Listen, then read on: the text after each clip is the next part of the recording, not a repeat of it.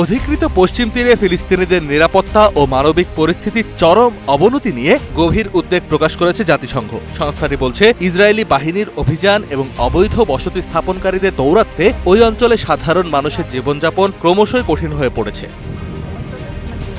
জাতিসংঘের মুখপাত্র Stephen Dujarric জানান, তুলকারম এলাকার জাবাল আল নাসর পাড়ায় সংলগ্ন নূর শামস ক্যাম্পে সামরিক অভিযানের কথা বলে 10টি ফিলিস্তিনি পরিবারকে 7 ঘণ্টার জন্য ঘরবাড়ি ছাড়তে বাধ্য করে ইসরায়েলি বাহিনী। অভিযান চলাকালে ইসরায়েলি বুলডোজার দিয়ে ফিলিস্তিনিদের জায়গা জমি খোঁড়াখুঁড়ি করা হয়। এতে ব্যাপকভাবে ক্ষতিগ্রস্ত হয় রাস্তাঘাট, পানি ও পয় নিষ্কাশন নেটওয়ার্ক। পরে ইসরায়েলি বাহিনী প্রত্যাহার করা হলে ওই পরিবারগুলো নিজেদের বাড়িতে ফিরে আসে এবং ক্ষতিগ্রস্ত অবকাঠামো মেরামত করা হয়।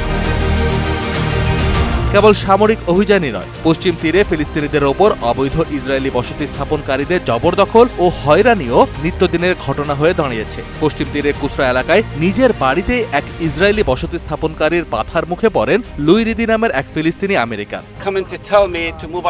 একজন সন্ত্রাসী এসে আমাকে আমার নিজের বাড়ি থেকে বেরিয়ে যেতে বলছে।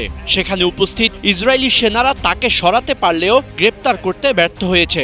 এটা আমার নিজের সম্পত্তি। আমি নিজের হাতে এখানকার বেড়া ও গাছ লাগিয়েছি। জাতিসংঘ সতর্ক করেছে, ফিলিস্তিনিদের চলাচলের চরম বিধিনিষেধ, লাগামহীন সহিংসতা এবং সংকুচিত অর্থনৈতিক সুযোগ পশ্চিম তীরের সার্বিক পরিস্থিতিকে আরও ভয়াবহ করে তুলেছে। আন্তর্জাতিক সম্প্রদায় বারবার আহ্বান জানালেও পশ্চিম তীরে ইসরায়েলি বসতি সম্প্রসারণ ও হয়রানি অব্যাহত রয়েছে, যা ওই অঞ্চলের স্থিতিশীলতাকে চরম ঝুঁকির মুখে ফেলছে।